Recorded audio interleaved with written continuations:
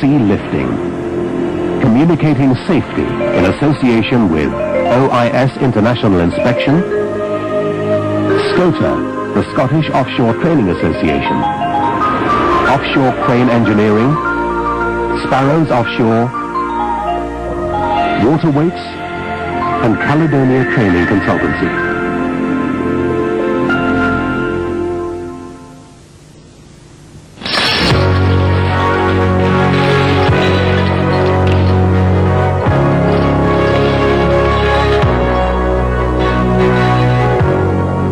It's hard to imagine doing almost anything in any kind of industry without having to use some kind of lifting equipment to move a piece of plant from one place to another, or to move gear around. And yet rigging and lifting has never been classed as a skill in its own right. And until recently, there's never been any formal qualification or training in the job.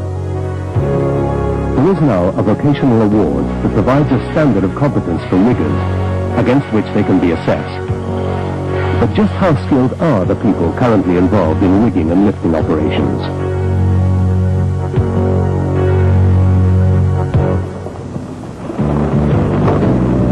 Let's meet two lads who've been working as riggers for years.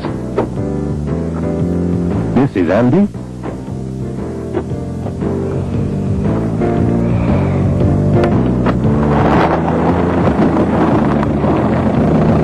And this is George.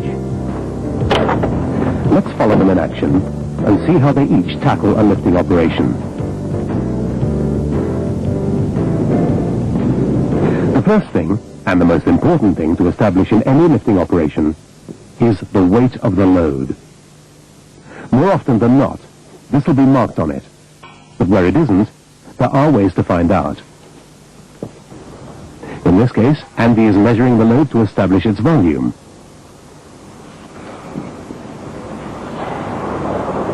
Once he has this, he can check with a table which gives the density of various popular materials.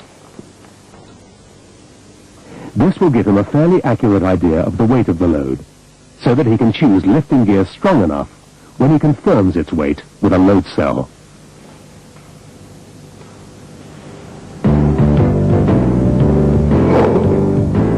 There's another way to get the weight, of course. Like George, you could just take a guess, but that's just asking for trouble. Before you use any lifting equipment, it's a legal requirement, and also common sense, to examine it first. There are some obvious signs of misuse. For example, with chain hoists, if the safety catch no longer touches against the hook, there's a good chance the hoist has been previously overloaded and the hook has been stretched. If you find a defect, then keep the gear segregated by putting it in a quarantine area or bin. And never try to use anything left in a quarantine area. Although you may not spot anything wrong with it, somebody else obviously did. Wire rope slings are pretty straightforward to check. You're basically looking for broken wires or any mechanical damage, and this will usually be obvious. Never assume that equipment is in good, safe condition just because it's fresh out of the store. If the storeman was checking in a lot of equipment at the same time, he could have missed something. Or, worse still, people have been known to slip damaged gear back into the store to avoid getting blamed for damaging it. Shackles are a key item in any lift. The biggest problem with them is that if the original pin gets lost, it's often replaced with a pin from a lower grade shackle, or even worse, with an ordinary bolt, which is sure to fail under load. Once you're happy with your equipment, you can start erecting it. Carrying a beam clamp up a ladder is relatively easy, and fitting it onto the beam is straightforward. You simply hook one half onto the flange and wind in the handle until the other half of the clamp is tight onto the flange. Hand tight only is correct and adequate. You should never use a pipe or lever to get it tighter, as you'll just overload the components, which could lead to failure. Like everything else, there's a hard way and an easy way to do everything. To try and carry a chain hoist up a ladder is hard, It's also awkward and dangerous because of the trailing chains. The right way, and easy way, is to use a rope through the beam clamp to pull the hoist up into position. And if you think about where to attach the rope to the hoist, it makes the whole job easier. Meanwhile, life would be a lot easier and safer for George if he inspected his gear before using it.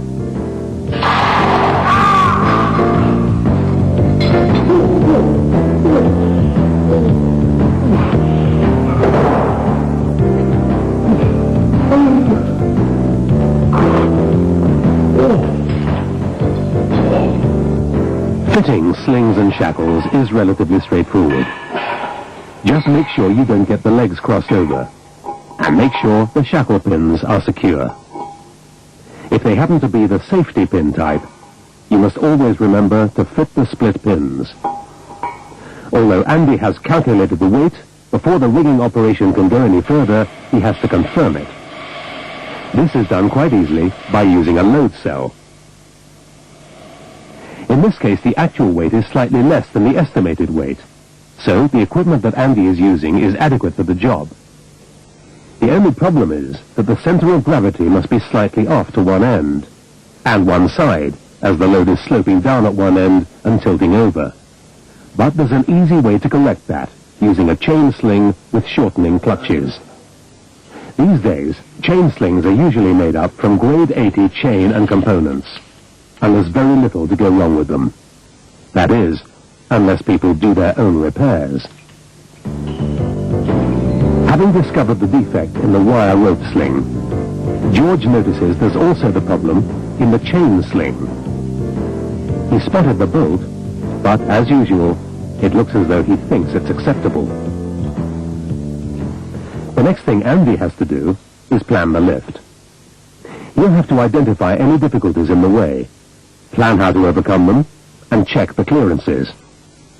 It seems obvious, but a good working rule is never to pick something up unless you know where you're going to move it to, how you can get it there, and where you can put it down. For some difficult jobs, it may be necessary to bring in some outside help. If you're going to be suspending rigging gear and the load itself from structural beams which are not designated lifting beams, then a draftsman can help by carrying out the stress calculations to show that the beams are strong enough. He can also identify what extra equipment might be needed. For example, lever hoists for pulling a load sideways. Once the equipment list has been established, the various chain hoists and lever hoists have to be selected and examined as before. Just as stretched hooks are a sign of overloading in chain hoists, then a lever hoist with a bent handle, or even more ominously a broken handle, has clearly been overloaded, and there's no doubt where this gear should go. It looks as though George has discovered the weak link in the chain sling. As an alternative to a lever hoist, there is a wire rope hoist, commonly called a turfer, which is especially good for horizontal pulling. This type of machine is harder to examine as the majority of the working parts are enclosed, but you can check the condition of the load hook or anchor pin to satisfy yourself that it's not been misused. You can also insert a rope and operate the levers to see that the hoist is functioning correctly. There's less chance of these machines having been subjected to excessive loads, as they actually have built-in overload protection in the form of shear pins. These are special pins made either of brass or aluminium, with grooves cut in them. They're fitted to the hoisting or pulling lever, and are designed to shear if excessive load is applied. The wire rope used in a turfer is specially made for the job, so make sure it's the correct type. Don't use a standard wire, as it could slip through and cause an accident. George is running into problems with his load. He's just realized that it's not directly below the lifting point, and so will skew sideways when it's lifted. This could be dangerous, and is a problem he's going to have to tackle. Andy has been busy erecting the rest of his rigging. He's decided to use a rope hoist to pull in and land the load on the platform. One of the levers on the hoist pulls the rope in, while the other lever pays it out. Don't ever try and operate the two levers at the same time, as this could result in instant release of the load. Now, at last, it's time to sling the load. It's heavier at one end than the other, so Andy takes an experienced guess at how much to shorten the chains connected to the heavier end, and then trial lifts again. His first guess was fairly accurate, and the load is almost spot on. He can now fine-tune it using the rigging screws or turnbuckles fitted to the sling. One thing you must be very careful of when using the closed body type is that you don't screw them out too far and overload the threads, or even worse, screw them out completely. It looks as though George is attempting to cure the problem of his load not being under the lift point, but it's not very clever using a piece of scaffold tube as an extension lever on a pull lift. Well, that could have been a nasty accident. Andy's ready to start lifting now, but he must connect the wire hoist rope while the load's at ground level, so he can pull it in once it's at the correct height. When the load is up at the required height, he'll have to leave it unattended for a short time. So, to make sure nobody walks under the suspended load, he tapes off the whole area as a no-go area. It should be obvious that an area is cordoned off for safety reasons. But if your mind's elsewhere, as George's often is, then it's all too easy to wander into a dangerous situation.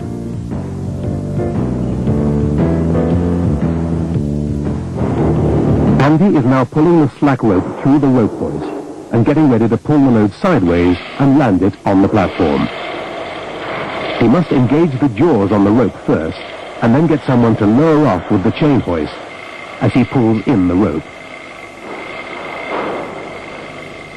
Well, Andy has carried out that operation safely, but the job's not finished until the gear is all dismantled and returned to the stores. Good housekeeping is a major contribution to safety at work, so tidy up behind you and leave things as you found them. George has eventually got himself some decent slings for the lift, and the shackles all appear to be suitable and correctly fitted. But the chain hoist is the one that Andy rejected because it had a stretched hook. It also looks a bit on the small side for the load to be lifted. A hoist should lift its full safe working load with minimum effort on the hand chain.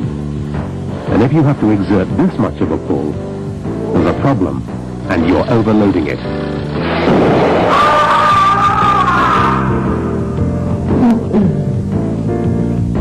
Fortunately, George is not badly hurt, but he could so easily have been. Apart from first aid, what he really needs is education and training in the safe use of lifting equipment.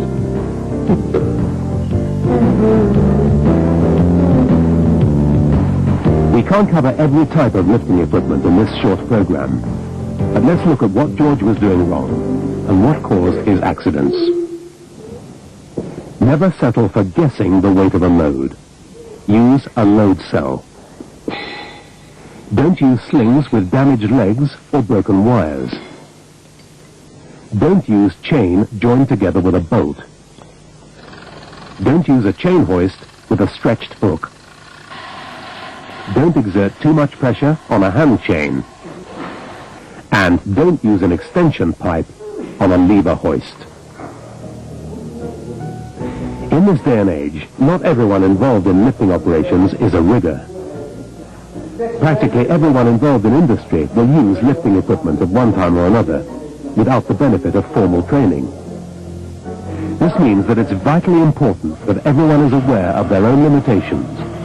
That is, exactly what they can lift and handle safely, based on their previous experience. These limitations can be identified by using the risk assessment process, specially produced by North Sea Lifting for these types of operations. It's basically a 4-page questionnaire, which, by a process of elimination, steers the operator to ask for assistance as and when required, to carry out an operation safely. To save producing mountains of paperwork, however, we've also produced a double-sided pocket card with enough information on it to cover about 90% of day-to-day lifting operations. Both these documents, and a great deal more information, are contained in the International Rigging and Lifting Handbook. So make sure you get a copy, and make sure you read it.